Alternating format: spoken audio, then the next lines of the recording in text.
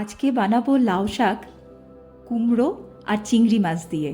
এটা মা ঠাকুমাদের বানানো একটা অতি সুস্বাদু পদ, যেটা আমার খেতে খুবই ভালো লাগে।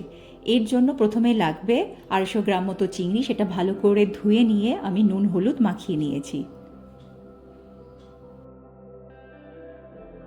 ডুমো ডুমো করে মিষ্টি কুমড়ো একটু বড় সাইজের কেটে নিয়েছি। আর লাউ শাক ভালো করে কেটে জলে ধুয়ে জল ঝরিয়ে নিয়েছি। এখন একটা কড়াইয়ে তেল গরম করে চিংড়ি মাছগুলো প্রথমে ছেড়ে দেব। চিংড়ি মাছগুলো এখানে আমি বেশি ভাজবো না, তাহলে চিমড়া হয়ে যাবে। 2 মিনিট মতো উল্টিয়ে পাল্টিয়ে একটু হালকা ব্রাউন করে ভেজে নেব।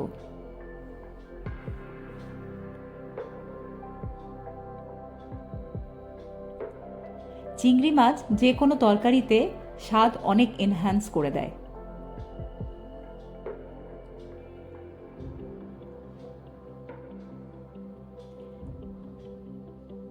চিংড়ি মাছগুলো এখন আমার ভাজা হয়ে গেছে। এখন একটা পাত্রে আমি বের করে নেব।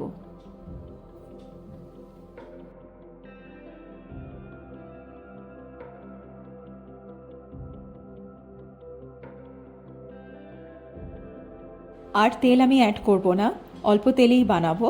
এখন এই বাকি তেলে 5 ফোড়ন দিয়ে আমি কুমড়োগুলো ভেজে নেব।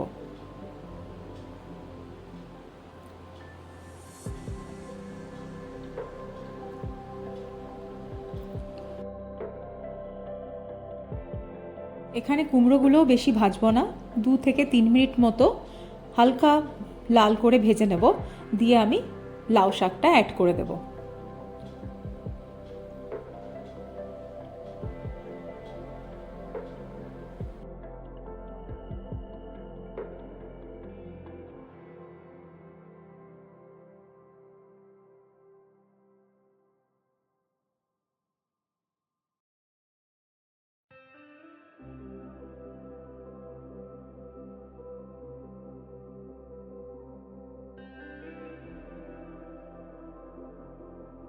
এখন স্বাদ মতো নুন আর হলুদ অ্যাড করে নাড়িয়ে চাড়িয়ে আমি ঢেকে রাখবো।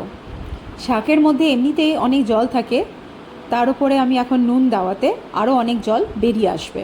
প্রথমে সেই জলটাকে আমি শুকিয়ে নেব, তারপরে সেদ্ধ হওয়ার জন্য প্রয়োজন মতো পরে জল আমি অ্যাড করব।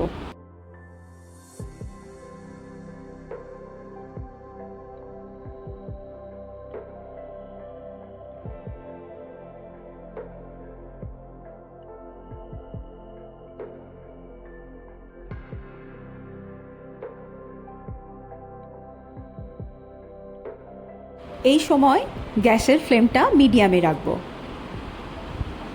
4 থেকে 5 মিনিট পর ফিরে এলাম। দেখতেই পাচ্ছেন জল পুরো টেনে গেছে।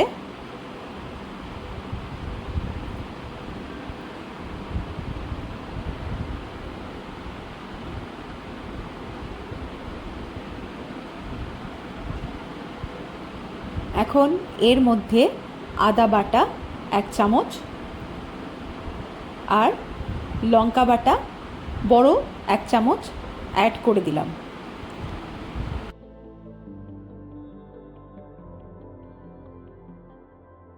লাউ ডাঁটাটা যেহেতু কচি আছে, তাই আমার ডাঁটাটাও মোটামুটি 50% মতো সেদ্ধ হয়ে গেছে। এখন ভালো করে নাড়িয়ে চাড়িয়ে নিয়ে পরিমাণ মতো জল দিয়ে দেবো। জল দেব এই 250 ml থেকে 300 ml মতো।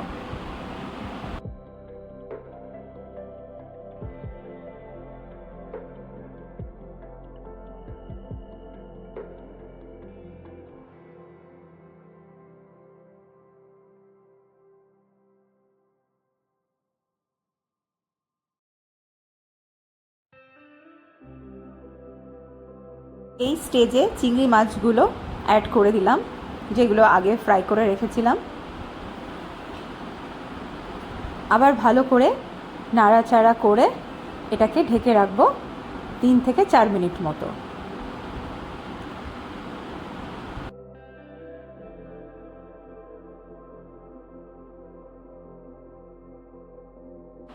সবজি ভালোভাবে সেদ্ধ হয়ে গেছে।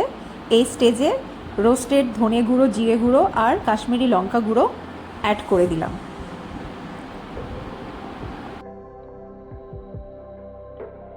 এখন আবার ভালো করে নাড়িয়ে চাড়িয়ে নিয়ে আবার 2 থেকে 3 মিনিট মতো ঢেকে রাখবো।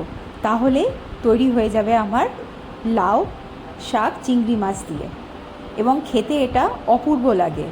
এইভাবে আপনারা বানিয়ে দেখবেন একবার। আমি পুরো ফলো করেছি আমার মা ঠাকুমারা যেভাবে বানাতো বা এখনও বানায়। আশা করি আপনাদের ভালো লাগবে। চিংড়ি মাছ দিয়ে লাউ শাক তৈরি হয়ে গেছে। এখন একটা সার্ভিং বোলে আমি ঢেলে নেব। কেমন লাগলো অবশ্যই জানাবেন কিন্তু।